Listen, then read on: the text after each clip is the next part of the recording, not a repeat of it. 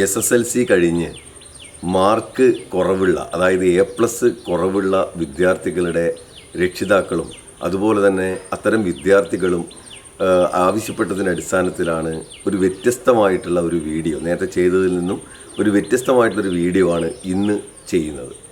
ITI കോഴ്സുകളിലേക്ക് ഇപ്പോൾ പ്രവേശനം ആരംഭിച്ചു കഴിഞ്ഞു. അതിൻ്റെ ആപ്ലിക്കേഷൻ വിളിച്ചു കഴിഞ്ഞു.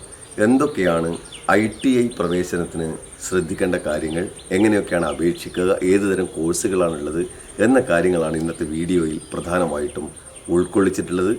ITI പ്രവേശനം ആഗ്രഹിക്കുന്ന വിദ്യാർത്ഥികൾ ഈ വീഡിയോ ഏറെ പ്രയോജനപ്പെടും. ഏവർക്കും ഇന്നത്തെ വീഡിയോയിലേക്ക് സ്വാഗതം. വ്യക്തമായ ലക്ഷ്യത്തോടുകൂടി കോഴ്സുകൾ തിരഞ്ഞെടുക്കാത്ത വിദ്യാർത്ഥികൾ പോലും ഇന്ന് ഏറെ ബുദ്ധിമുട്ട് അനുഭവിക്കുന്നൊരു കാലം കൂടിയാണ്. കാരണം ഹയർ സെക്കൻഡറി പ്രവേശനത്തിന് നേരത്തെ A+ ഒക്കെ കുറഞ്ഞിട്ടുള്ള വിദ്യാർത്ഥികൾ കൃത്യമായിട്ടുള്ള ഗൈഡൻസിൻ്റെ കുറവ് മൂലം അവർ ഈ പറയുന്നത് പോലെ ഹയർ സെക്കൻഡറി പ്രവേശനം എടുത്തു. +1 റിസൾട്ട് വന്നപ്പോൾ അവർക്ക് ഉദ്ദേശിച്ച രൂപത്തിലേക്കുള്ള റിസൾട്ട്, അതായത് മിക്ക വിഷയങ്ങളിലും പാസ്സാവാത്ത നിലയിലേക്കുള്ള ഒരു റിസൾട്ട്, 3 വിഷയങ്ങൾ മാത്രമാണ് ഇമ്പ്രൂവ് ചെയ്യാൻ വേണ്ടിയിട്ട് സെക്കൻഡ് ഇയറിൻ്റെ കൂടെ ഹയർ സെക്കൻഡറിക്ക് സാധിക്കുക. അപ്പോൾ അതിലും കൂടുതൽ വിഷയങ്ങളിൽ പരാജയപ്പെട്ടിട്ട് കുട്ടികളൊക്കെ നേരത്തെ വ്യക്തമായിട്ടുള്ള ലക്ഷ്യത്തോടു കൂടി കോഴ്സ് തിരഞ്ഞെടുക്കുന്നതിൽ ചില കാര്യങ്ങൾ ശ്രദ്ധിച്ചിട്ടില്ല എന്നുള്ളതിൻ്റെ അടിസ്ഥാനത്തിലാണ് ചിലപ്പോൾ ഇങ്ങനെയൊക്കെ സംഭവിച്ചിട്ടുണ്ടാവുക. അത്തരം കുട്ടികൾക്ക് കൂടി പ്രയോജനകരമാകുന്ന നിലയിലേക്കാണ് ഈ വീഡിയോ കാണേണ്ടത്. അതോടൊപ്പം തന്നെ ഈ പറഞ്ഞതുപോലെ നിങ്ങൾക്കിപ്പോൾ ഈ SSLCക്ക് A+ കുറയുകയും നിങ്ങൾക്ക് ടെക്നിക്കലി അല്ലെങ്കിൽ നോൺ ടെക്നിക്കലി ഉള്ള സ്കില്ലുകൾ നിങ്ങൾക്കുണ്ടെങ്കിൽ നിങ്ങൾക്ക് ITIയിലെ 2 വർഷത്തെ കോഴ്സുകൾ, 1 വർഷത്തെ കോഴ്സുകളും ഉണ്ട്, 2 വർഷത്തെ കോഴ്സുകളും ഉണ്ട്. പക്ഷേ 2 വർഷത്തെ കോഴ്സ് കഴിഞ്ഞാൽ നിങ്ങൾക്ക് ലാറ്ററൽ എൻട്രി വഴി പോളി ഡിപ്ലോമ കോഴ്സുകൾക്ക് നിങ്ങൾക്ക് നേരിട്ട് ചേരാനൊക്കെ സാധിക്കും. ഒരുപാട് സാധ്യതകൾ ഈ മേഖലയിൽ ഉണ്ട് എന്നുള്ളതാണ് ആദ്യമായിട്ട് സൂചിപ്പിക്കുന്നത്. ഏതാണ്ട് 108ഓളം ITIകളിലേക്ക് ഇപ്പോൾ അപേക്ഷ ക്ഷണിച്ചിരിക്കുകയാണ്. ജൂൺ 20 അവസാന തീയതി.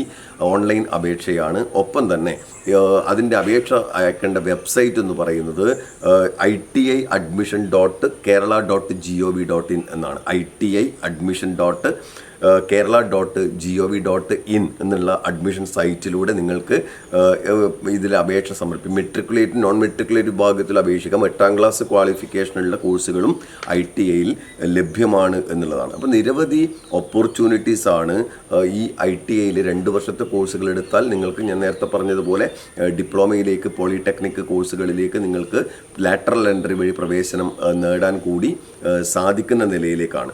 ഏതാണ്ട് 100ഓളം ട്രേഡുകളിലാണ് ഈ പറയുന്നത് പോലെ ITIയിൽ കോഴ്സുകൾ ഉള്ളത്.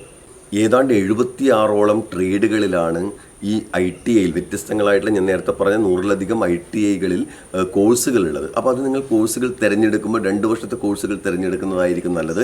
അതിൽ തന്നെ നിങ്ങൾക്കിപ്പോൾ കാൽക്കുലേഷൻ സ്കില്ല് അല്ലെങ്കിൽ ഗ്രാഫിക്കൽ സ്കില്ല് കുറവായിട്ടുള്ള കുട്ടികൾക്കാണെങ്കിൽ അത് ഒഴിവാക്കിക്കൊണ്ടുള്ള കോഴ്സുകൾ നോൺ എഞ്ചിനീയറിംഗ് വിഭാഗത്തിലുണ്ട്. 2 വിഭാഗത്തിലായിട്ട് കോഴ്സുകളുണ്ട്. എഞ്ചിനീയറിംഗ് വിഭാഗത്തിലുമുണ്ട്, നോൺ എഞ്ചിനീയറിംഗ് വിഭാഗത്തിലുമുണ്ട്. അതിൽ പ്രസിദ്ധമായ ചില കോഴ്സുകളൊക്കെ ഉണ്ട്. Mechanical motor vehicle, electrician, electrical, അതുപോലെ COPA, computer operator and programming assistant എന്നൊക്കെ പറയുന്ന കോഴ്സുകൾ, അതുപോലെ കമ്പ്യൂട്ടർ ഹാർഡ്വെയറുമായി ബന്ധപ്പെട്ട് നെറ്റ്വർക്കുമായി ബന്ധപ്പെടുന്ന കോഴ്സുകൾ, ഇതൊക്കെ പുതുതായിട്ടുള്ള പുതിയ കാലത്തിനനുസരിച്ച് കോഴ്സുകൾ കൂടി ഇതിനകത്ത് ഉണ്ട്.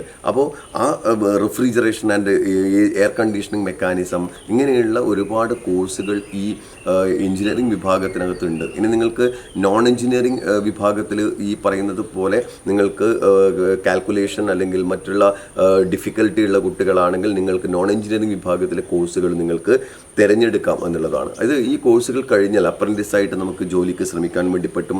അതുപോലെ ഒരുപാട് ജോബ് ഫെയർ ഈ ITI സംഘടിപ്പിക്കുന്നുണ്ട്. അതിലൂടെ പ്ലേസ്മെൻറ്റുകൾ പോലും നമുക്ക് ലഭ്യമാണ്.